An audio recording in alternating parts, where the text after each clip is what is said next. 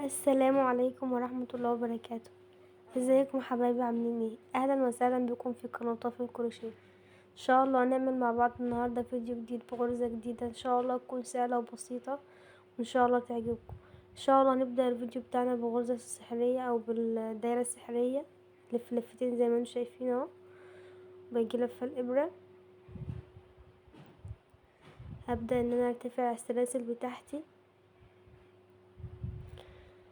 ارتفع اول حاجة معاكم 6 سلاسل، باجي زي ما انتم شايفين الف من وراها. هبدأ اني اعمل غرزة حشو، بس انا هخرج من دايرة واسيب التانية عشان يبقى معايا 2.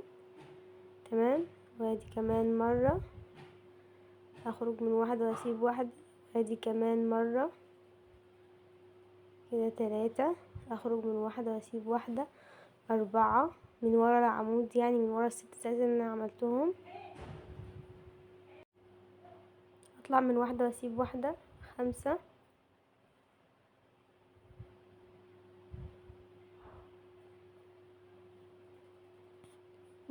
باخد اخر واحدة بخشها جوه الدايرة. ببدأ اطلع بقى، اخد لفة واطلع من 2 لفة و2 لفة و2 لفة واخرج من 2 لفة واخرج من 2 لفة واخرج من 2 لفة واخرج من 2 كده. هبدأ ان انا ارتفع 4 سلاسل. 1 2 3 4. اخش في اول فراغ يقابلني هعمل فيها غرزة حشو. تمام. بصوا بقى، هنا ببدأ ادخل. مش بدخل من تحت الشغل، لا، بدخل. بصوا الغرزة بتاعتي السنبلة اللي من برا دي. تمام. بدخل فيها اهي، اخد لفة واطلع. تمام. هاخد لفة واطلع كده 3 3.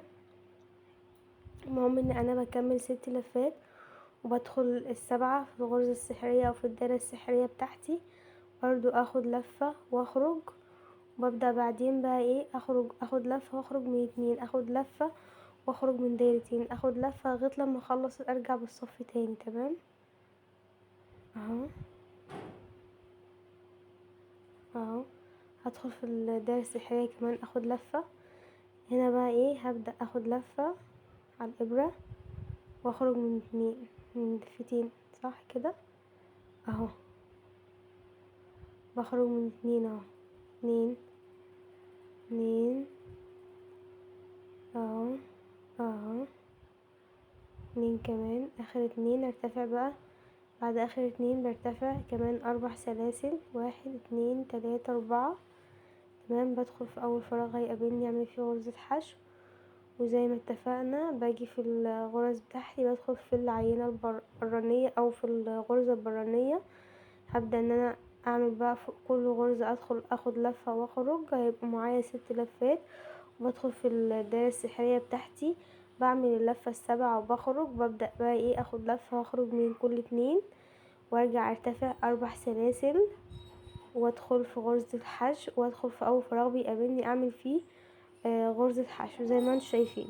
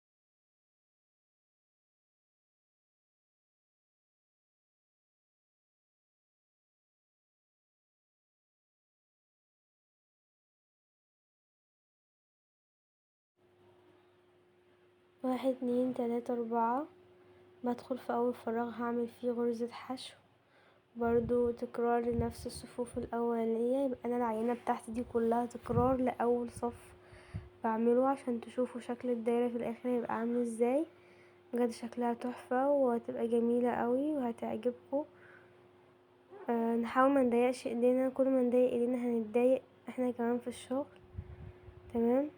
لان الغرزة دي مش غرزة صريحة، يعني اقصد مش غرزة عادية نقدر ان احنا نخش في السلسلة البرانية. تمام. اهو اطلع من 2 2 2 هكذا لغاية لما اخلص الصف بتاعي. يعتبر هرتفع كمان 4 سلاسل، ادخل في اول فراغ يقابلني اعمل فيه حشو واكمل لحد ما اخلص الدايرة دي معاكم. تمام.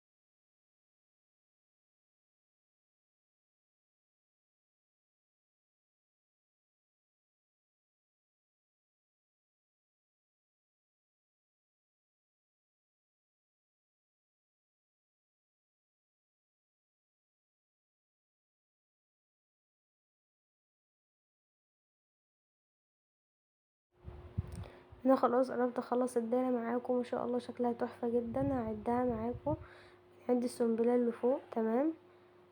بنعدها عشان نشوف احنا وصلنا لعدد قد ايه.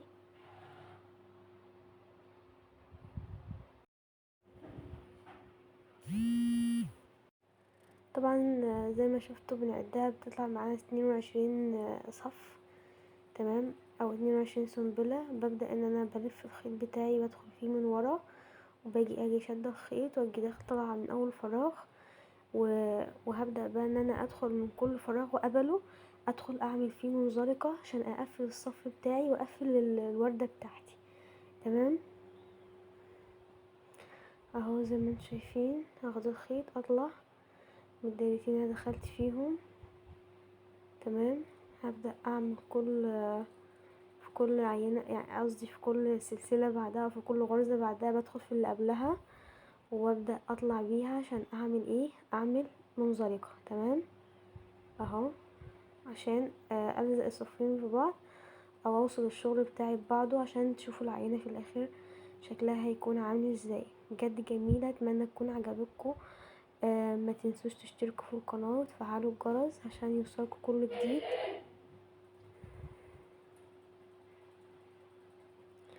السلام عليكم ورحمة الله وبركاته.